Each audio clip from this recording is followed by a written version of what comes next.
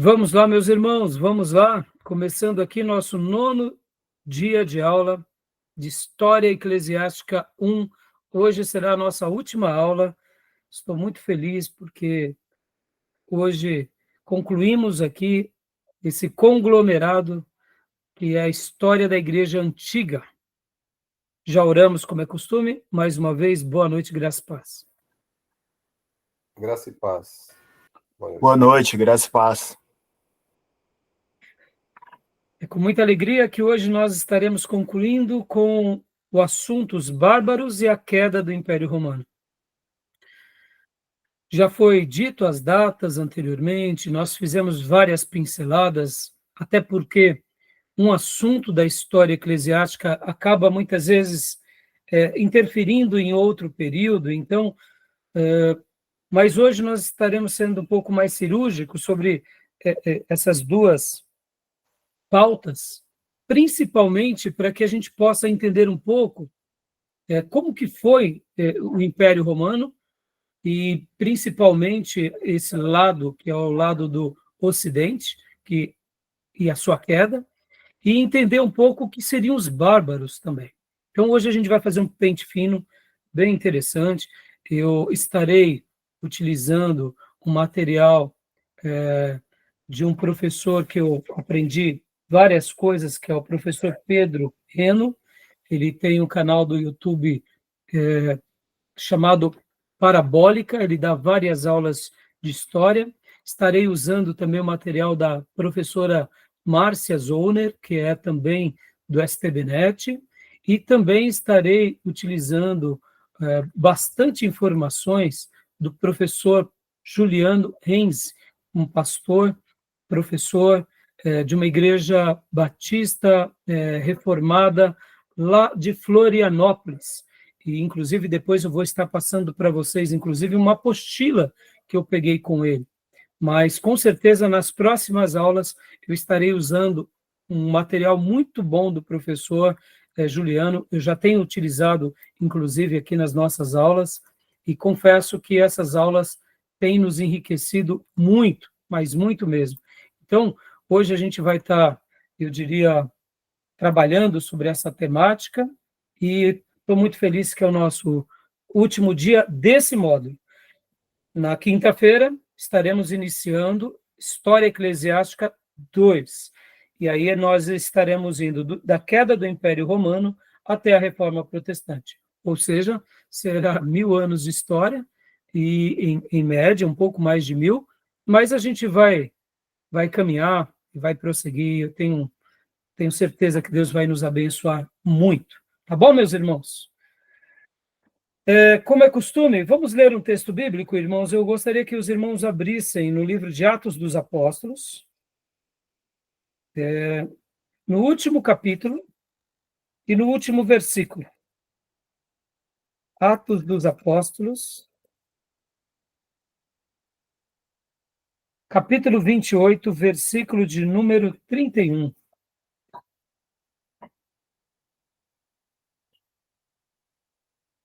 Quero lembrar aos meus irmãos que as nossas aulas são gravadas, para que os irmãos que já são alunos atuais possam continuar ouvindo e aprendendo e se aprofundando sobre os temas. As aulas também são gravadas para que futuros alunos que, porventura, não tenham esse horário disponível, mas queiram fazer esse curso em EAD, nos procure. Nós estaremos também passando material e também criando um currículo específico para aqueles que desejarem fazer nosso curso em EAD. E também as aulas acabam sendo gravadas e disponibilizadas nas redes, até mesmo para cumprir aquela palavra de Jesus: de graça recebestes, de graça dai. E se eu, juntamente com vocês, e a nossa igreja e esse seminário, puder dar uma contribuição em irmãos de muitas igrejas e denominações, e quem sabe até de pessoas que não são evangélicos, mas que ao assistirem ou ao ouvirem essas aulas, tiverem ali um interesse pela Bíblia e um interesse pelas Escrituras e se converter, estarei muito feliz. E se tratando de irmãos, eu não tenho dúvida que irmãos, ao se depararem com os temas, com os livros, com os materiais, e com, eu diria, essa teologia ortodoxa, esses irmãos, eles aprenderão o que é uma verdadeira igreja, uma igreja com base nas Escrituras, e eu não tenho dúvida que esse irmão, mesmo que ele não faça o seminário, ele vai poder ter uma visão diferente, vai poder servir melhor a sua igreja local. Então a gente grava também por isso, aproveitando esse momento que Deus tem nos dado, que é o momento de tecnologia, tá bom? Então vamos lá, meus irmãos, última aula, né? Estou muito feliz e o assunto hoje vai ser muito interessante, né? Acharam Atos 28, 31? Ok. Pode ler para nós, Júnior? Pregando o reino de Deus, ensinando com toda liberdade as coisas pertencentes ao Senhor Jesus Cristo, sem impedimento algum. E ali o Lucas, escritor de Atos, para com ponto final, mas não põe um amém. Não sei se vocês já notaram, que diferente de muitos outros livros e cartas do Novo Testamento, a maioria tem um amém. Nem todos, é claro. Mas Atos dos Apóstolos não termina com um amém. Alguém... Tem um epílogo, né? Hã? Não tem um epílogo. Não tem. E alguém já disse que é porque a história continua sendo escrita por nós, Igreja de Jesus. E eu quero até aproveitar aqui uma fala de um historiador que, se não me falha a memória, foi o próprio professor Juliano que mencionou, se não me salvo engano, se não foi ele, foi um outro, algum outro pastor e professor, que a história eclesiástica ela seria o terceiro testamento, né? Nós temos o Antigo Testamento, o Novo Testamento, ela seria o terceiro testamento, dando essa ideia de que estamos escrevendo a história. E é claro que a pessoa que disse isso não estava defendendo necessariamente que a história eclesiástica ela pode ser colocada ao lado da revelação. Não era isso, mas mostrando a importância com relação ao papel da igreja. Mas eu queria, inclusive, aproveitar, porque se não foi o professor Juliano, eu ouvi essa informação de alguém, e eu queria fazer uma correção, né, dessa fala, no sentido do que, se nós não tomarmos cuidado e fizermos uma leitura da história eclesiástica como o terceiro testamento, aquela ideia que a Igreja Católica Apostólica Romana tem da tradição, essa frase pode ser uma frase muito bem usada pelos próprios romanistas. Por quê? Porque pode ver que para o catolicismo estar de pé, ele precisa da tradição. E quando eu coloco a tradição como o terceiro testamento, sendo que o primeiro testamento é o Velho Testamento, o Novo Testamento é o Segundo Testamento, e a história eclesiástica é o terceiro testamento, eu acabo colocando a tradição da igreja em pé de igualdade com as Escrituras. Então, essa fala eu não... Abre um precedente para validar. Exatamente. Então, eu acho que eu fiz uma citação errada. Não foi o professor Juliano, não. Foi, eu acho que um historiador católico, se não me falha a memória. Aquele que eu passei para vocês na semana. Lembra que eu passei um vídeo para vocês de um historiador católico? Então, se eu não me engano, foi ele que disse, tá bom? De qualquer forma, eu falei assim, bom, eu achei interessante essa frase. Eu gostei bastante dessa frase, mas não no sentido de igualar, né? Como eu disse para vocês, eu penso nessa frase como então, deve ter sido o professor Felipe Aquino, que ele é um historiador católico, daquela aula que eu passei para vocês da história da igreja com viés católico apostólico romano.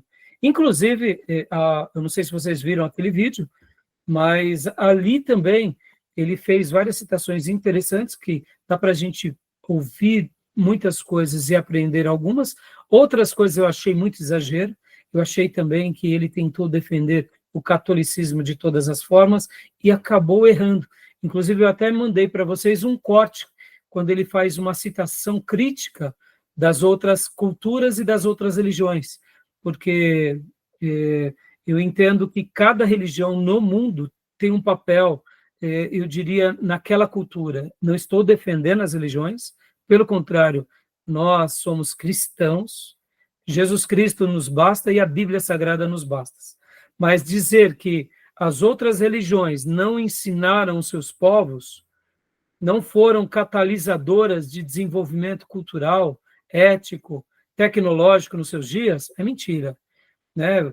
E quando ele, inclusive, ele faz citação, por exemplo, do Egito, quando ele faz citação de outros povos, como dos muçulmanos, o povo árabe, em especial os muçulmanos, irmãos, a gente tem que fazer cortes e citações na história com as suas devidas proporções, porque os muçulmanos também tiveram desenvolvimentos tecnológicos, científicos brilhantes, dos próprios egípcios e tantas outras religiões. Então, a gente não pode pegar uma religião que não dava o incentivo ao estudo e colocar tudo dentro do mesmo balaio, né? Mas aqui, eu só quis fazer essa citação porque, de fato, eu acredito que nós estamos escrevendo Atos dos Apóstolos, não como igreja que escreve a revelação. Então, a história eclesiástica, na minha concepção, ela não é o terceiro testamento. Fazendo aqui uma afirmação. Na minha opinião, a história eclesiástica, ela é o espelho da revelação da nova aliança. Ela é o espelho. Assim como o Novo Testamento é a revelação última de Deus, até a redenção de todas as coisas, a história eclesiástica vai ser o espelho, se ela está sendo um espelho fidedigno ou infidedigno. Mas ela não é o terceiro testamento, mas ela é o espelho da revelação. Logo, ela é a história que se baseia durante esse desenvolvimento na revelação. Logo, o que ela faz como história, ela está fazendo sobre a ótica da iluminação. Tá bom? Então, fiz questão aqui só de fazer esse contraponto, né, para enriquecer um pouco aqui as nossas reflexões, tá bom? Então, vamos lá, meus irmãos, vamos falar hoje sobre os bárbaros, né? Vamos lá, vamos falar um pouco dos bárbaros. E eu vou compartilhar aqui com vocês, né, aqui alguns slides, tá bom? Vamos lá. O povo bárbaro que conquista o Império Romano. Quem eram eles? O que eles faziam? Vamos lá.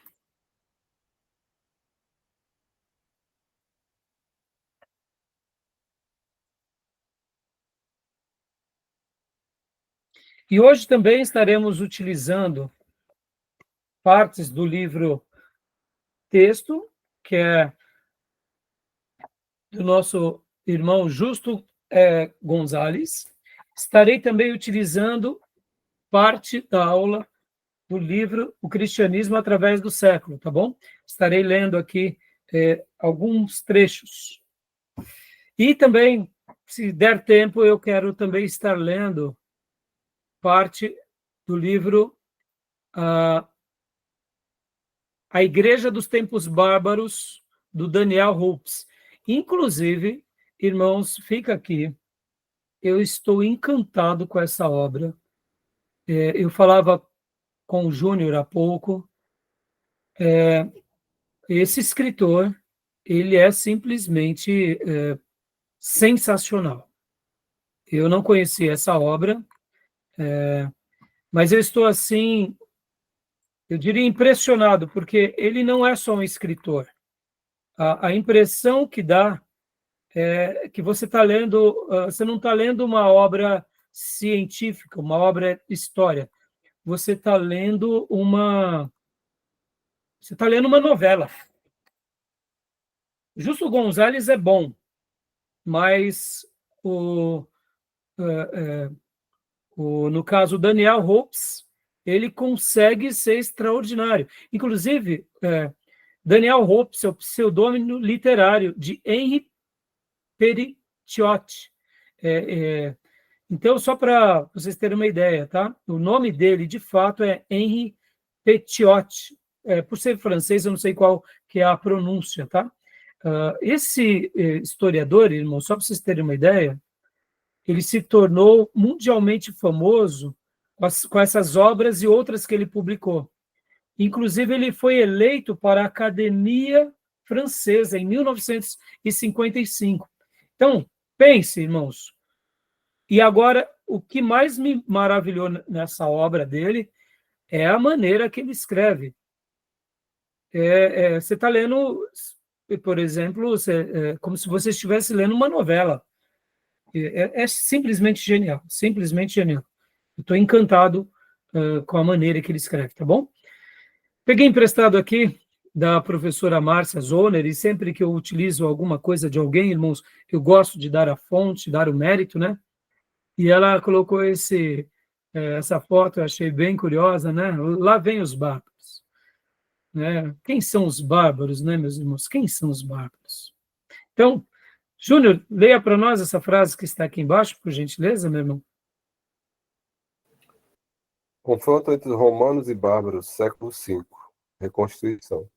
Os romanos chamaram bárbaro aos povos que falavam uma língua diferente da sua, logo incompreensível para eles, que vivia para lá das fronteiras do império e que tinha um modo de vida diferente do seu. Ou seja, qualquer estrangeiro que não estivesse debaixo daquilo que nós conhecemos como a romanização dos costumes romanos, da educação romana, eles eram considerados bárbaros.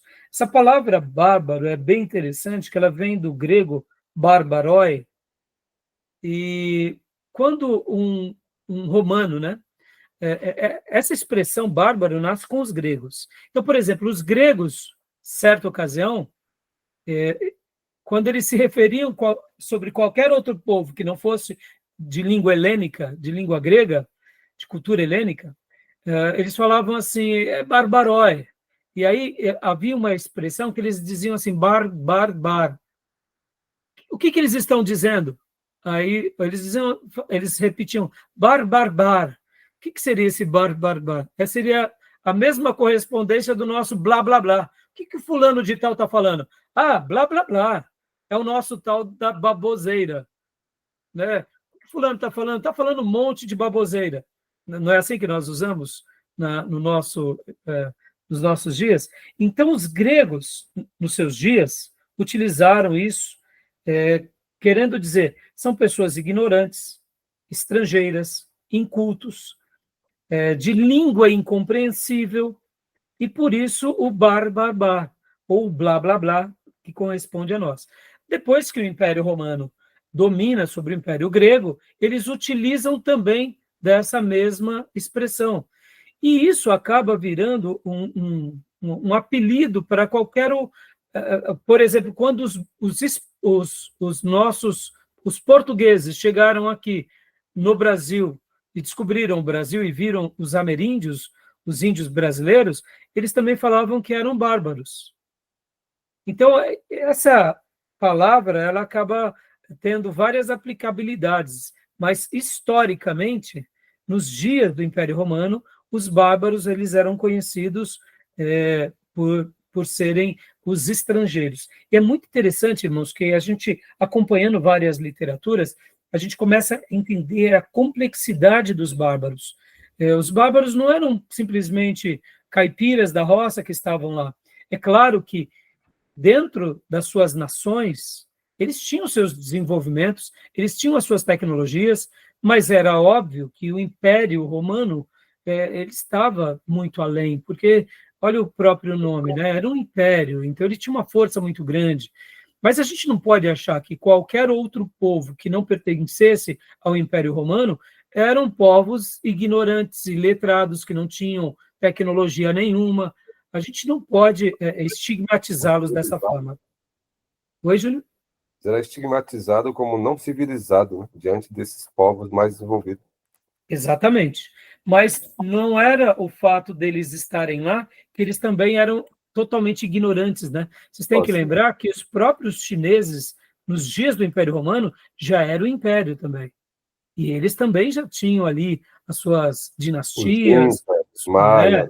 Exato. Então, achar que o império dominante, literalmente, eram os únicos detentores de todo o conhecimento, limitar, né, essa área tão importante do próprio, eu diria assim, do próprio império, tá bom? Então vamos lá, meus irmãos, continuando aqui, né? Próximo slide. Obrigado. Aqui, a professora Márcia Zollner, ela coloca a primeira vaga em invasões bárbaras. A gente já vai voltar um pouco para comentar um pouco sobre essa questão, porque aqui seria o Império Romano, né, como está nessa foto, lembrando que aqui já estava as divisões, mas na realidade a gente vai ver já que do século V ao século VIII, aqui foi a segunda grande invasão.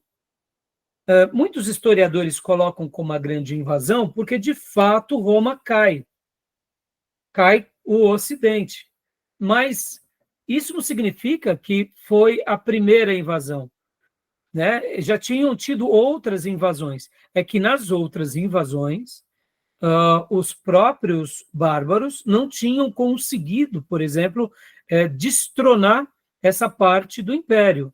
Então, eles conseguiram, inclusive, fazerem várias conquistas, mas a gente vai ver aqui que é interessante que até mesmo os romanos, irmãos, eles utilizavam-se dos bárbaros, num primeiro momento, como se fosse as linhas divisórias e fronteiriças que eles também financiavam para protegerem o próprio Império Romano. Então, é muito curioso que, quando a gente começa a estudar um pouco de história eclesiástica, a gente começa a estudar a história, mas, ao mesmo tempo, a gente estuda a cultura do povo, e não tem como a gente estudar a história sem estudar a geografia, e os desdobramentos daquela geografia, daquela sociedade, da economia. E, recentemente, só para vocês terem uma ideia, eu tenho assistido muito sobre geopolítica, tenho acompanhado muito dois professores, o professor Marcílio e o professor Roque. E eu gosto muito de ver esse tema nos dias atuais, porque hoje, por exemplo, quando a gente vê, né, o mundo polarizado entre Oriente e Ocidente, ou como o professor Roque gosta de chamar, do eixo do mal, né? Então, quando nós começamos a entender um pouco melhor o que é geopolítica, a gente começa a compreender que o Império Romano, como eles sempre foram muito estrategistas, eles utilizaram-se dos bárbaros que faziam fronteiras ali ao Império Romano como literalmente um meio de apoio para que os outros povos que desejavam entrar e fazer incursões sobre o Império Romano, eles acabavam sendo financiados pelo próprio Império. Então, vai ser muito interessante avaliar e pensar. Por que eu estou dizendo isso, irmãos? Porque quando a gente pensa em geopolítica, o professor Ricardo Marcílio usa uma frase muito interessante. Ela fala o seguinte, que na geopolítica não existe bonzinho. E aqui fica uma palavra até para vocês que são seminaristas e futuros pastores e missionários. Vamos esquecer agora aqui, irmãos, da questão religiosa, tá? Vamos pedir licença para a questão religiosa e vamos pensar como cidadãos e vamos pensar aqui como estrategistas políticos. Na geopolítica, literalmente, o que importa é o que é melhor para aquela nação. Você não tem que, muitas vezes, fazer acordos com uma outra nação quando você nota que o seu povo, o seu território, estará sendo prejudicado. E quando nós pensamos no assunto geopolítica, civilização, etnias, culturas, país, irmão, tudo isso está ligado ao que? À geografia daquele povo. Podem ver que os judeus, por exemplo, hoje, nessa guerra que eles estão enfrentando aí, né, primeiro com a faixa de Gaza, depois com a Síria, mas tudo que está por trás é o Irã. Mas percebam uma coisa, irmãos, por que há esse confronto com Israel? Por que há essa perseguição? Porque há um desejo da conquista do território. O território ele é importante. Então, nós brasileiros que nunca passamos por uma guerra, a não ser a Guerra do Paraguai, e então a gente não sabe o que é isso, né? Até mesmo na Segunda Guerra Mundial, muitos brasileiros, né, representar o nosso país, fazendo frente nessa defesa, e dizem, né, os historiadores, que os nossos soldados brasileiros tiveram muito êxito, boas conquistas, mas fora isso, nós nunca passamos por uma guerra, então a gente não tem noção do quanto vale o território. Então, por essa razão, quando a gente começa a se lembrar e olhar um pouco aqui essa área, aqui, irmãos, eles guerreiam desde sempre. Por isso que os romanos, eles eram estrategistas e eles faziam alianças geopolíticas com os bárbaros, porque eles estavam, ao mesmo tempo, também se beneficiando de certas incursões de outros bárbaros. Então, a gente vai ver já já, e vai ser bastante interessante o desenvolvimento desses assuntos. Então, deixa eu continuar aqui. Tudo bem até aí, meus irmãos? Então, só para eu concluir a frase do professor Ricardo Marcílio. E deve ser assim, viu, irmãos? O nosso país, quando se trata do governo, quando se trata, né, dos nossos diplomatas, quando se trata de comércio, quando se trata das nossas riquezas, nós precisamos fazer negociações com outros países aonde a gente não perca, ou aonde a gente tenha o quê? Um acesso, eu diria, sempre com essa via dupla, porque no momento que a gente está perdendo demais, quem perde é a nação, quem perde é o povo, e naturalmente, aquele país vai deixar de existir nas próximas décadas. Então, em geopolítica, o que existe em geopolítica é o quê? É o interesse daquele momento ou daquele período. Então, por exemplo, irmãos, hipoteticamente, tá? O mundo entrando numa terceira guerra mundial. Ora, se acontecer, oremos para que não aconteça, o nosso país vai precisar se posicionar de que lado ele vai estar. E é importante nós termos essa perspectiva de que os estadistas, de que os generais, de que a segurança do nosso país, ele vai tentar tomar as melhores decisões para que a gente perca menos e para que a gente, de preferência, nem entre na guerra. Por isso que o Brasil tem esse ponto de neutralidade, mas nem sempre um país vai ser privilegiado dessa neutralidade. Então, na geopolítica, o que importa é o interesse daquele país, daquele povo e o progresso daquele povo. E a gente não pode perder isso de vista. Por isso que eu disse assim, vamos pedir licença do assunto religioso. Porque, irmãos, quando a gente vai para o campo da religião, a gente usa valores como dar a face ao outro, caminhar mais uma milha, mas não é isso que se trata agora sobre a geopolítica. Né? Então, é importante que a gente conheça um pouco sobre isso, porque mais cedo ou mais tarde a gente vai precisar de orientar jovens que estarão indo para o Exército, quem sabe uma hora a gente vai ter pessoas importantes do Exército na nossa igreja, generais, e nós, como pastores, vamos precisar de orientar, e pastores para se tornarem capelães, ou seja, é um assunto que está dentro dessa pauta, né? É claro que aqui seria um assunto de geopolítica, não de história eclesiástica, mas quando a gente conhece um pouco, a gente erra menos, né, irmãos? Tá bom? Então, continuando aqui, vamos lá, meus irmãos. Então, aqui, só para vocês terem uma noção, meus irmãos, olha só. Opa, deixa eu voltar aqui. Aqui. Isso. Pode ler para nós, Júnior? Dá para ler? Ok. Entre os principais povos responsáveis pela fragmentação do império podemos destacar os visigodos, ostrogodos, anglo-saxões, francos, suevos e turíngios. Com a invasão dos érulos, em 476, houve a deposição do último imperador romano, Rômulo Augusto, que já tinha ascendência germânica. Assim, o Império Romano do Ocidente se desintegra. Joia, obrigado, Júnior. Aqui, meus irmãos, é um mapa, não sei se vocês estão vendo, Constantinopla, né? Nesse ponto. Mas eu vou mostrar hoje vários mapas para vocês, e vai ser muito legal, porque nesses mapas a gente vai poder olhar bastante aqui, ó. Então, aqui, ó, Constantinopla, né? Nós precisamos lembrar que a queda do Ocidente dá em 476, e é bem interessante que o Rômulo Augusto, ele tinha ascendência germânica. Guarda essa palavra, tá? Germânica. Eu vou mostrar para vocês algum material aqui do professor Pedro Reno, que ele fala bastante sobre a maneira em que os romanos viam, principalmente, os bárbaros. Na concepção romana, os bárbaros, todos eles eram germânicos. Tá bom? A gente vai chegar lá já já. Então, continuando aqui. Júnior, vamos lá. Aqui, Alarico I, né? Nascido em 375, na ilha de Pius, no delta do Danúbio, e falecido em 410, junto ao rio Bucento, em Cosenza, na Calábria.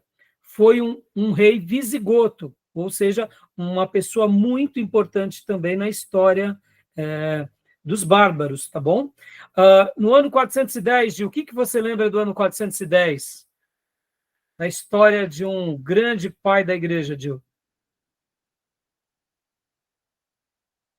Agostinho, você lembra do que aconteceu? Agostinho de Hipona. Lembra desse episódio? Quando os bárbaros invadem Roma, em 410. Então, percebam, irmãos, que a Roma, no século III, ela já tinha e vinha passando por vários conflitos internos. E só para recapitular também aqui, algo importante, irmãos, desde o primeiro imperador romano, Augusto, até por volta ali da metade do século III, soma-se por volta de 26 imperadores.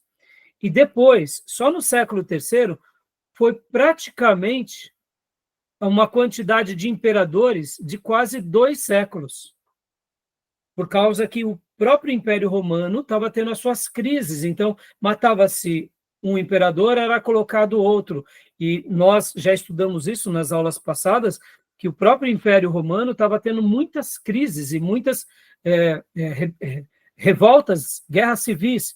Inclusive, dentro dos assuntos, os historiadores, eles comentam que desde o primeiro dia, do primeiro imperador romano até o último, no caso do imperador romano do Oriente, do Ocidente, nunca deixou de ter guerra civil, Roma.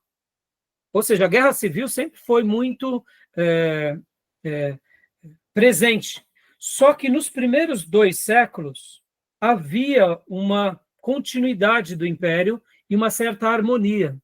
No 3º século, Roma passa por essas crises, então existe uma quantidade enorme de imperadores e eles já estão passando por dias difíceis.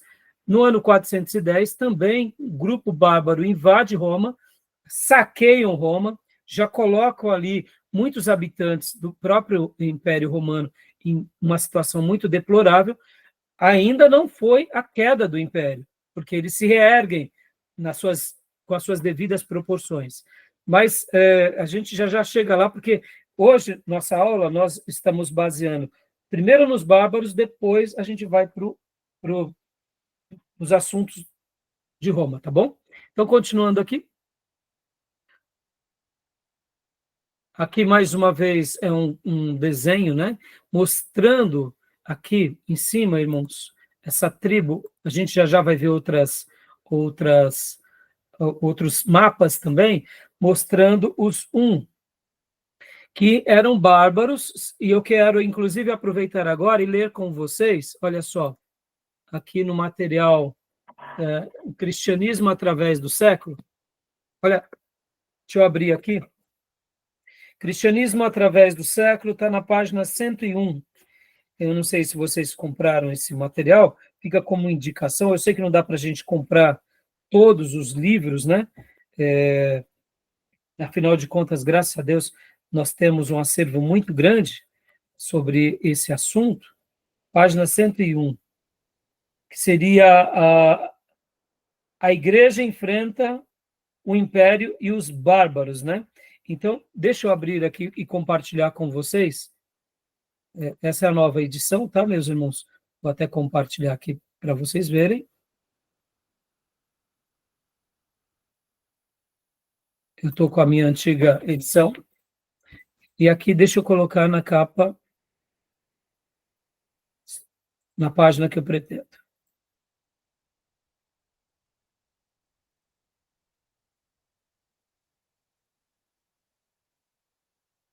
Aqui.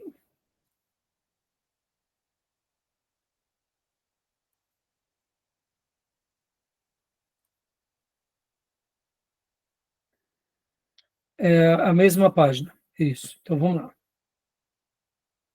Quero ler uma parte aqui com vocês. Olha que interessante essa citação.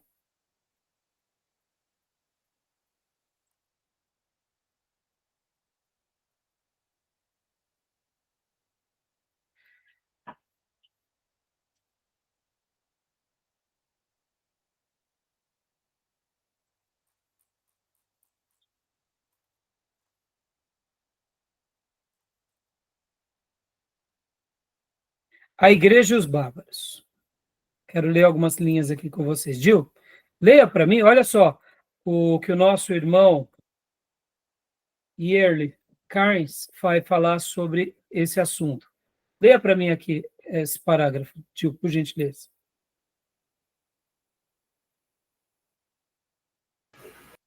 Leio sim, pastor. Por favor. Opa. A Igreja e os Bárbaros. Isso. Foi bom que a Igreja tenha feito as pazes com o Império na primeira parte do século IV, porque na última parte do século surgiu um novo problema. Como trazer ao cristianismo os contingentes que começavam a emigrar para a Europa e que continuaram chegando até o século XI. Os movimentos migratórios de povos teutões, vikings, eslavos e mongóis para ir na Europa aconteceram entre 375 e 1066. Ou seja, só uma pausa, Gil. Percebam que logo depois da pacificação com Constantino. E agora aqui a gente já está chegando naquela parte de Teodósio. E vocês têm que se lembrar que também, irmãos, nós temos imperadores romanos que também, no meio do caminho, né, tentaram fazer uma nova perseguição contra os cristãos. Mas, voltando aqui, então, esses povos, eles tentavam vir, né, e entrar também no Império Romano. Então, só leio aqui também as primeiras linhas, Gil, dessa parte, o avanço dos bárbaros. Porque o que me chamou a atenção aqui, esses povos, teutões, vikings, eslavos e mongóis. Então, quando nós há pouco vimos no desenho os a gente pode dizer, de uma forma geral também, que eles acabam representando parte desses povos. Tá bom, meus irmãos? Mas, como eu disse para vocês, aqui já seria o que o professor Pedro Reno disse, a segunda e a grande invasão. Como a professora Márcia Zoner citou há pouco no slide dela, ela chamava de primeira invasão bárbara, porque é a primeira que, de fato, destrona. Mas isso não significa que eles já não faziam parte os bárbaros já não faziam parte da cultura, tá bom? Mas não tem problema, a gente vai chegar lá. Então, voltando aqui, então leia mais um parágrafo para nós, por gentileza. Beleza. Os godos bárbaros foram os primeiros a aparecer na fronteira do Danúbio na última parte do quarto século. Acossados pelas tribos mongóis, tiveram permissão das autoridades romanas para entrar no império. A Batalha de Adrianópolis, entre eles e os romanos, em 378, resultou na morte do imperador Valente, e na entrada dos visigodos, godos do Ocidente, entre parênteses, na região oriental do império. Muitos atravessaram o Danúbio após a batalha e começaram as migrações dentro do império. Depois de saquear Roma em 410, fundaram um reino na Espanha em 426. Seguiram-nos os vândalos arianos do Oriente do Reno, que se fixaram no norte da África. A seguir, os irogodos arianos assumiram a liderança do decadente Império Romano. Ostrogodos. Ostrogodos. São nomes diferentes, né, Gil? Pode ler mais essa parte para mim. Os lombardos. Os lombardos, os borbongoneses arianos e os francos pagões cruzaram o Reno, fixando-se século V, na região que hoje é a França. Os anglo-saxões na Inglaterra. Nesse século, a Igreja Ocidental enfrentou uma terrível ameaça, representada pela invasão da Europa por hordas mongóis, de hunos liderados por Átila, que só foram expulsos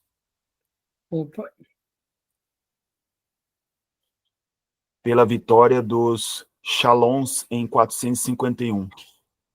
Quando a Igreja parecia trazer o cristianismo, muitos dos povos teutões, novas ameaças vindas do islamismo e dos lombardos arianos, tornam-se uma realidade no século VI. Joia. Na próxima aula, nós vamos trabalhar, que vai ser o início da História Eclesiástica 2, a expansão do cristianismo. E aí a gente vai falar bastante sobre os lombardos arianos. Percebam, lombardos arianos. Em outras palavras, eles já tinham sido cristianizados. É claro que nem todos, tá, meus irmãos? Porque a gente viu aqui vários povos, né? Podem ver que há pouco a gente viu vândalos. Hoje não temos essa expressão, seus vândalos, não é? Então, percebam que os vândalos também é um outro povo também de bárbaro, que, como o texto aqui registra, né? Eles se fixam no norte da África, a gente já vai ver. Lembra que há pouco eu falei sobre saquear Roma? Olha lá, 410, né? E aqui, mais uma vez, quando eu falei sobre o Átila, né? Que também foi uma pessoa muito importante. Então, só para a gente, eu quero dar uma pausa. Mas o nome era associado a vandalismo, professor? Não, daí se deriva o vandalismo. Mas entendeu, nessa época Gil? ainda não era. Então, na realidade, Gil, da onde se deriva o quê, eu não sei te dizer exatamente, mas eu sei que um dos povos bárbaros eram os vândalos. Na minha concepção, eu não estudei isso a fundo, mas eu fiquei também, que como são muitos temas, eu faltei fazer essa lição de casa, mas na minha concepção, eles eram bastante devastadores. Mas todos os bárbaros eram assim. Mas olha só que interessante, deixa eu fazer um comentário aqui que é muito legal aqui. Eu vou até utilizar agora o material do professor, como eu tinha dito para vocês, do professor Pedro Reno. Olha só que interessante, irmãos. Na opinião do professor Pedro Reno, ele vai dizer o seguinte, olha só, deixa eu pegar aqui, ó. Não sei se vocês... deixa eu compartilhar aqui com vocês. Então, deixa eu compartilhar essa outra parte aqui. Está um pouco pequeno, mas eu acho que vai dar para vocês lerem. Olha só, eu leio para vocês. Conseguem ler? Aqui está tranquilo. Tá? Então pode ler para nós, Gil, por favor. As invasões bárbaras do século III ao V contribuíram significativamente para o declínio do Império Romano do Ocidente, em 476 d.C. Não foram o único motivo dessa queda, pois, para que isso ocorresse, devemos compreender a instabilidade política, corrupção, o crescimento do cristianismo e a crise econômica. Ou seja, olha que interessante, irmãos, quando a gente pensa que o Império Romano ele caiu por causa dos bárbaros, não é uma verdade absoluta. Há um estudioso, Eduardo Gimbel, que ele escreveu uma obra, A História do Declínio e Queda do Império Romano, em 6 volumes. Isso é 1737 a 1794, a data dele. Ele comenta que a queda foi principalmente por um crescente na decadência da população romana. A população romana foi se tornando decadente. Então, na concepção do Eduard Gimbel, a causa da queda é essa, é a decadência. E aqui nós lemos que o professor Pedro, ele comenta isso. E lembra que há pouco eu tinha mencionado que, historicamente, nos primeiros 200 anos, foram por volta de 25 imperadores, e somente no século III foi mais de 25 imperadores, que eles estavam numa guerra civil muito grande. Então, vocês vão até recordar um assunto que é até conhecido historicamente como a Pax Romana. Lembram desse episódio? Porque os imperadores determinam chegar à paz? Porque as guerras estavam custando muito caro, estava dando mais problema do que expansão. Ora, o império estava passando por várias crises internas, logo, vamos mudar a chave, vamos para a paz. Mas ali no século III tiveram vários problemas. Então, o que acontece? Aqui, nesse primeiro momento, enquanto eu fazia a lição de casa, é bem curioso o que acontecia, irmãos.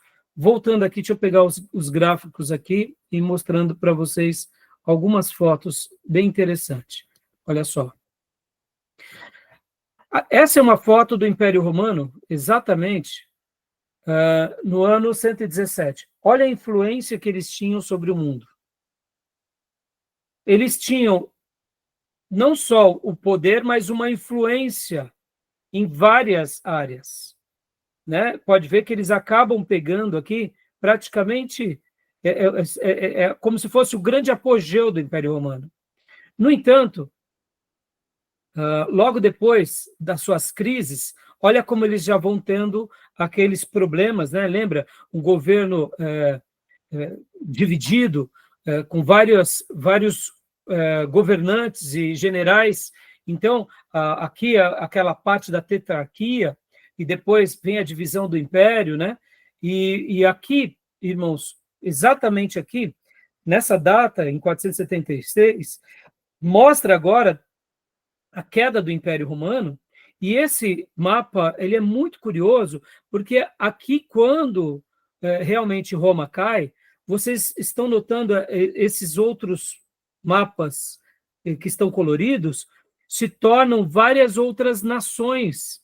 Os bárbaros que dominavam partes dessas regiões, eles conquistam. Então, Roma aqui foi totalmente fragmentada, e aqui nascem muitas outras nações. Por exemplo, aqui estão os visigotos, vários outros povos, como a gente viu, né, nos gráficos anteriores. Então, o que eu queria mencionar aqui com vocês? Olha aqui, ó, esse outro gráfico traduz melhor aqui. Os lombardos, eles estavam aqui em cima, e agora aqui, ó, começam os novos reinos, ó, reino dos visigotos, reinos dos ciágrios, os anglo-saxões, né? Os ostragotos, são vários nomes, irmãos. Os vândalos aqui embaixo, tá vendo? O único parte que se manteve intacto foi o Império Romano do Oriente, com Constantinopla. Mas, só para vocês terem uma ideia, deixa eu voltar aqui um pouco, em um outro mapa. Aqui, irmãos, deixa eu falar aqui sobre essa primeira leva. Nós não acabamos de ler que estavam vindo vários grupos, entre eles os mongóis. Então, o que acontecia? Olha que interessante. Presta bastante atenção, isso aqui foi muito interessante. Quando os mongóis, como outros bárbaros, vinham e pressionavam esses bárbaros aqui, então, naturalmente, eles acabavam invadindo o Império Romano, mas não era um Império Romano chamado agressivo. Até historicamente é chamado de uma invasão pacífica. Não era porque eles estavam vindo para passear, não. Eles estavam saindo, fugindo dessas invasões que vinham aqui por cima, e, naturalmente, eles acabavam descendo aonde já era o Império Romano. Então, quando a gente fala que antes da queda do Império Romano pelos bárbaros, Roma, nas suas crises internas, já estavam passando por esses problemas. Porque, como eu disse para vocês, qual era o posicionamento de Roma com esses povos aqui? Esses povos faziam um papel tampão, mais ou menos do que a Rússia está tentando fazer agora com o território que eles estão ocupando da Ucrânia. Então, o que Roma fazia? Roma contratava esses soldados, como, por exemplo, o Putin tinha agora soldados... como que é o nome? Mercenários, exatamente. Os bárbaros, na realidade, aqui que faziam divisa com Roma, eles tinham um papel de trabalho mercenário a Roma. Então, o que Roma fazia? Roma dava terras e Roma favorecia eles. Mas no momento que as tribos do aqui, ou como a gente viu no livro há pouco, essas várias outras nações, né, que nós vimos, eles começam a invadir os tentões, os vikings, os eslavos e os mongóis. Quando eles começam a invadir, eles acabam fugindo para Roma e eles vêm para cá e acabam lutando contra muitos aldeões e cidades e querendo ou não, para sobreviver. Então, esse foi um primeiro problema. É claro, irmãos, que a gente está falando aqui, por exemplo, de várias etapas, né? Podem ver que Roma cai no ano 476, mas no ano 410, Roma já tinha passado por uma invasão bárbara. Então, esses bárbaros que estão vindo, eles não estão vindo porque eles querem destronar o Império Romano, mas eles querem sobreviver. Então, é claro, os motivos em si nós não sabemos de todos eles, né? Mas, então, nessa primeira invasão, a gente entende que, enquanto eles estavam aqui e eles faziam qualquer incursão, eles estavam fazendo, e aí são algumas deduções, né, que os historiadores dizem, porque como a parte norte era muito fria, então eles vinham aqui nessa parte mais próxima à Itália, descendo, próximo à capital, que o clima era melhor, a terra era melhor, havia mais prosperidade, ou seja, era uma maneira de sobrevivência. Então, agora, eu vou ler com vocês um segundo slide do professor... Deu a hora. Pedro, deu a hora? Então, eu já vou parar aqui. Agora vem aqui a segunda... aqui, ele está... Então, só vamos acabar de ler mais esse slide. Leia para nós, Gil, por gentileza. Beleza. O significado de bárbaro vem do mundo grego, se referindo ao outro como alguém não civilizado, um estrangeiro que não faz parte da sua cultura. Os romanos tomaram para si a utilização desse conceito para identificar aqueles que não passaram pelo processo de romanização, definindo grande parte dos bárbaros como germânicos, pois vinham da região da Germânia, ao leste do rio Reno. Porém, esses povos eram heterogêneos, tinham culturas e organizações políticas diversas. Joia. Agora, olha só que interessante aqui, ó. Tá vendo?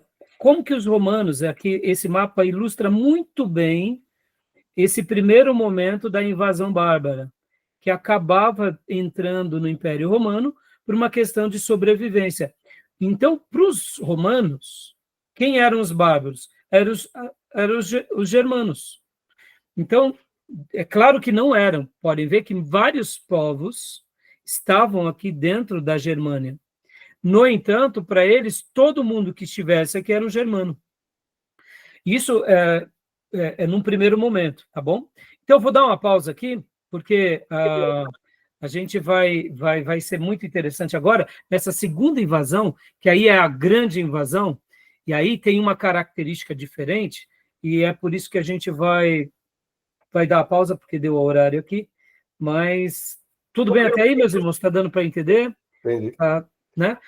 São muitas informações, e a gente tem que lembrar aqui, irmãos, que aqui esses povos já existiam, sempre existiram, né? Sim. Então, o Império foi crescendo e não expandiu mais sobre eles. Aí eu pergunto, por que o Império Romano não dominou aqui a Germânia? Mas porque muitos germanos até adentraram para Roma. Inclusive, naquele filme, The Chosen, tem uma cena bem curiosa, logo na primeira temporada, em que Mateus, ali como cobrador... Vocês assistiram essa temporada, não? Eu assisti parte dela, mas não fui adiante. Então, logo nos primeiros capítulos, eu acho que na primeira temporada, no 4º capítulo, tem um soldado romano que cuida de Mateus, que ele é cobrador de impostos, e leva ele até se eu não me engano, é o responsável pela guarda pretoriana, ali da região, né, da Galileia. Traço, o nome dele, se eu não me engano? Hã? É Traço? Isso, se eu não me engano, quem cuida do Mateus é Traço, né? E ele, inclusive, enquanto o responsável, eu não sei, não me recordo agora se o termo se ele é o responsável pela guarda pretoriana, se era ele, mas ele chega para Traço e pergunta: você é da Germânia? E aí ele explica: sou. Nós. E aí ele até usa uma expressão um pouco sarcástica, e Traço diz: não, nós nos unimos ao mais forte. Porque havia uma cultura entre os romanos, e era muito curiosa, e fazia parte mesmo deles, irmãos, que era aquilo: se você não pode com ele, une-se a ele. Nesse caso, houve certas parcerias com grupos mercenários, porque, ora, era do interesse desses soldados bárbaros e mercenários se unir agora a um grande império, mas não eram... então, eles eram romanos, porque estavam debaixo, né, de todos os acordos romanos, de toda a legalização romana. No entanto, nesse episódio, dá para ver que o soldado, o guarda, né, ali, o responsável por aquela região, ele é até um pouco irônico, né, dizendo: você é germânico. Em outras palavras, você foi um dos nossos conquistados. Guarde essa palavra, porque o que acontece? Já na grande invasão, quando a gente for falar, ao mesmo tempo em que esses soldados, como que é o nome mesmo, quando é soldado, não é o bárbaro, é o outro, esqueci o nome, que você contrata? Mercenário. Num primeiro momento em que os mercenários eles eram fiéis a Roma, enquanto eles estavam ali, vamos dizer assim, se beneficiando com Roma, logo nos problemas internos de Roma, quando Roma começou a implodir, esses mercenários, por eles serem germânicos, eles começaram, então, a favorecer agora quem? A favorecer os seus povos de origem. Por quê? Porque já não estava sendo mais interessante. Então, num primeiro momento, os mercenários, eles eram até acobertados. A gente vai ver já um outro slide, pelo Império Romano. Eles eram apoiados, eles eram financiados e eles eram valorizados. Mas depois, ao verem as crises do Império, eles começaram, então, a flertar com quem? Com a sua terra, os seus antepassados. Por quê? Lembra que eu disse há pouco? Irmão, esqueça um pouco agora as questões religiosas. E geopolítica é o que eu ganho mais? O que será melhor para mim? Então, os bárbaros também, eles não eram tolos. Eles não tinham a cultura romana, mas eles queriam sobreviver e queriam prosperar, né? Tá bom, meus irmãos? Então, vamos dar uma nossa pausa e a gente vai ir para o próximo ponto e a gente vai continuar falando ainda sobre os bárbaros. Tá bom? Beleza? Alguma pergunta, alguma dúvida? Pesquisei a palavra vandalismo, a origem dela é de vândalo mesmo. É uma conotação negativa, porque eles eram cruéis e saqueadores. Então, eu deduzi, Júlio, mas como eu não fiz a lição de casa, eu falei, opa, eu vou atrás, mas não deu tempo, então eu acabei, foi dedução, então eu não poderia, eu não seria honesto com a minha consciência do quê? De dizer, né, Júnior, Sim, que mas é isso, vai que tivesse alguma outra coisa, mas eu deduzi que sim, né? suspeitamos que sim, é isso mesmo. Eles eram cruéis e saqueadores, aí veio a palavra vandalismo. E a gente vai ver já já que eles vão, inclusive, eles vão... É germânico também, né? Isso, então. Só que depois eles vão se estabelecer aqui, ó, nessa região, no norte da África. Tá bom? Beleza, meus irmãos? Então vamos para o intervalo? Beleza, vamos lá. Beleza? Então, joia. Vamos lá. Vamos dar uma pausa, então. Voltamos em instantes.